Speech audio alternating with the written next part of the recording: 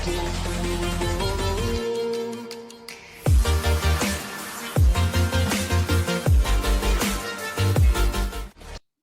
बच्चों, हिंदी के online classes में आपका स्वागत है। मैं डॉक्टर सीताराम कुमावत आपको हिंदी साहित्य का रीतिकाल पढ़ा रहा हूँ। ये द्वितीय वर्ष में जो है आपके पाठ्यक्रम में सम्मिलित है।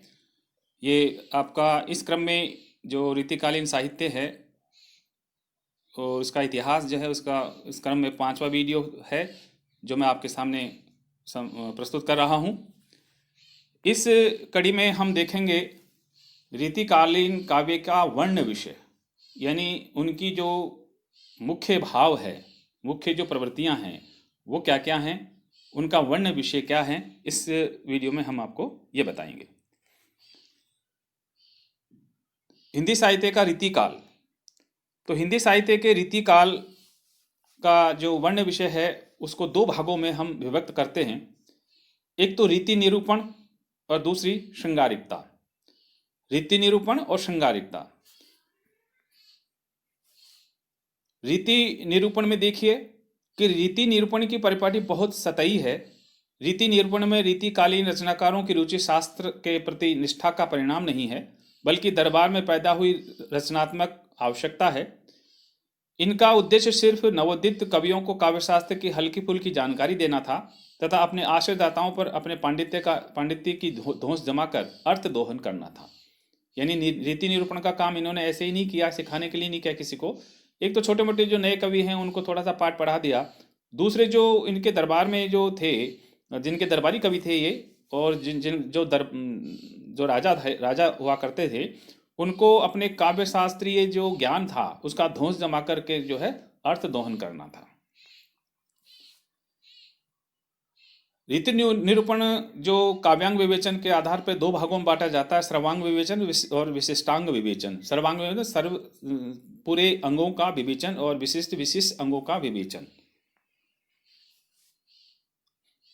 सर्वांग विवेचन के अंतर्गत काव्य के सभी अंगों, रस, छंद, अलंकार आदि का विवेचन को विषय बनाया गया है। चिंतामणि का कवि कल्पतरु, देव का शब्द रसायन, कुलपति का रस रहस्य, भिखारी दास का काव्य निर्णय, इसी तरह के ग्रंथ हैं।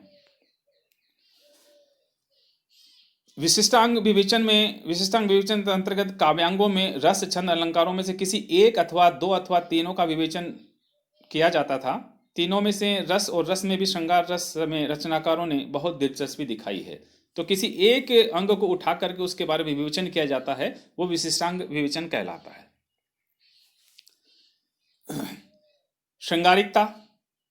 श्रृंगारिकता रीतिकाल का दूसरा मुख्य वर्ण विषय रहा है। रीतिबद्ध कवियों की श्रृंगारिकता रीतिबद्ध कवियों के काव्यांग निरूपण करते हुए उदाहरण स्वरूप श्रृंगारिक रचनाएं प्रस्तुत की हैं। केशवदास जी हैं, चिंतामणि, आचार्य देव, मतीराम आदि की इन रचनाओं में इसे देखा जा सकता है। रीति सिद्ध कवियों में श्रृंगारिकता कैसी है? रीति सिद्ध कवियों का जो काव्य रीति निरूपण से तो दूर हैं, किंतु रीति की छाप के लिए जो है वो रीति लक्षण ग्रंथों के आधार पर जो है कविताएं करते हैं। बिहारी और रसनिधि आदि के रचनाओं में इसको देखा जा सकता है। यानी बिहारी और रसनिधि ये दो कवि हैं जो रस सिद्ध कवि कहलाते हैं। इन्होंने लक्षण ग्रंथों के आधार पर जो है अपना काव्य रचा और उसी के आधार पर जो है रचनाएं कर करके उनको लक्षण ग्रंथों को जो है सिद्ध किया। रीति मुक्त कवियों की श्रृंगारिकता, ये मुक्त हृदय से कविताएं करते थे, भावोच्छ्वास में कविता करते थे। इन पर किसी प्रकार का कोई नियम, किसी प्रकार का कोई बंधन जो है वो लागू नहीं होता था। रीति मुक्त कवियों की श्रृंगारिकता विशिष्ट प्रकार की है। रीति मुक्त कवि प्रेम की पीर के सच्चे गायक थे। इनके श्रृंगार में प्रेम की तीव्रता भी है एवं आत्मा की पुकार भी है। घनानंद, आलम, बोदा, ठाकुर आदि के रचनाओं में इसे महसूस किया जा सकता है। इस बारे में आचार्य रामचंद्र शुक्ल ने लिखा है कि श्रृंगार रस के ग्रंथों में जितनी ख्याति और जितना मान बिहारी सत्सई का हुआ है उतना किसी का नहीं। इसका एक एक दोहा हिंदी साहित्य में एक एक रत्न माना जाता है। बिहारी ने इस सत्सई के अतिरिक्त और कोई ग्रंथ नहीं लिखा, यही एक ग्रंथ उनकी कीर्ति का बड़ा आधार स्तंभ है। मुक्त कविता में जो गुण होना चाहिए वह बिहारी के दोहों में अपने चरम उत्कर्ष को पहुंचा दिया है। इसमें संदेह नहीं है। जिस कवि में कल्पना की समाहार शक्ति के साथ भाषा की समाहार शक्ति जितनी अधिक होगी उतनी ही वह मुक्तक की रचना में सफल होगा, ये क्षमता बिहारी में पूर्ण रूप से वर्तमान थी। यानी जो बिहारी की जो सच्चाई है उसको रामचंद्र शुक्ल ने बहुत सराहा है। अब देखिए कि जो रीतिकालीन कवि थे वो किस किस के दरबार में थे। देखिए, कवि केशवदास ओरछा नरेश के यहाँ दरबार में थे। मतीराम जयपुर और आमेर के दरबार में रहे। बिहारी जो है जयपुर और आमेर के दरबार में रहे। मतीराम तो बूंदी के दरबार में थे। मतीराम बूंदी के दरबार में रहे। भूषण जो है पन्ना के दरबार में रहे। चिंतामणि नागपुर के दरबार में रहे। देव जो है पिहानी जो दरबार है उनके दरबार में रहे। रत्नाकर अवध दरबार में रहे। भिखारीदास प्रतापगढ़ और अवध दोनों दरबारों में रहे हैं। बेनी किशनगढ़ दरबार में रहे। गंग दिल्ली दरबार में रहे। टीकाराम बड़ौदा दरबार में रहे।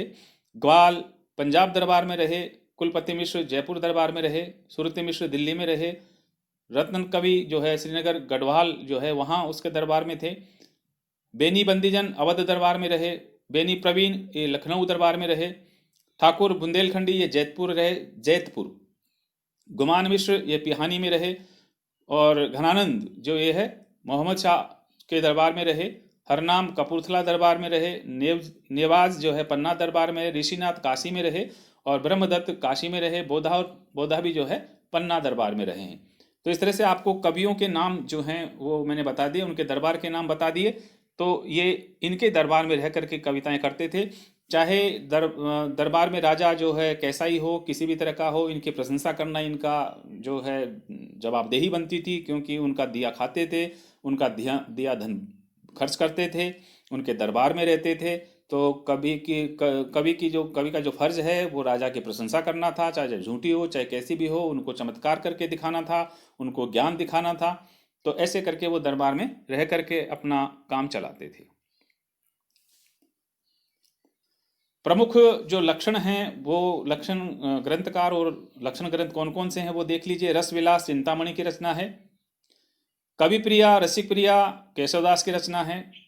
रसारण सुखदेव मिश्र की रचना है। रस प्रबोध रसलीन की कविता है। रसराज मतीराम की कविता है। श्रृंगार निर्णय भिखारीदास की कविता है, लक्षण ग्रंथ है। और अलंकार रत्नाकर दलपति राय का लक्षण ग्रंथ है। छंद विलास जो है माखन का लक्षण ग्रंथ है। तो ये लक्षण ग्रंथ हैं। कौन कौन से हैं? रस विलास, कवि प्रिया, रसाणु, रस प्रबोध, रसराज, श्रृंगार निर्णय, अलंकार रत्नाकर, छंद विलास, ये लक्षण ग्रंथ हैं जो चिंतामणि, केशव, सुखदेव, रसलीन, मतीराम, भिखारीदास, दलपति राय और माखन आदि कवियों ने ये लक्षण ग्रंथ लिखे हैं। तो इस तरह से आपने देखा कि जो वर्ण विषय है वो जो है रीति निरूपण और श्रृंगारिकता है। मुख्य जो भाव है उनका रीति निरूपण और श्रृंगार भाव है। जिन्होंने रीति निरूपण किया है वो जो है लक्षण ग्रंथ लिखे हैं वो जो है आचार्य कहलाए, लक्षण ग्रंथकार कहलाए। जिन्होंने जो है श्रृंगारिकता का ही वर्णन किया है केवल, वो जो है रससिद्ध और रीति मुक्त कवि कहलाए। किसी भी तरह की रीति से बंधे हुए नहीं थे, वो कवि रीति मुक्त कवि कहलाए। घनानंद, आलम, बोधा, ठाकुर ऐसे कवि हैं। तो इस तरह से जो आपने ये रीतिकाल का इतिहास देखा। अगले वीडियो में मैं रीतिकाल के बारे में ही और बताऊंगा। तब तक के लिए नमस्ते।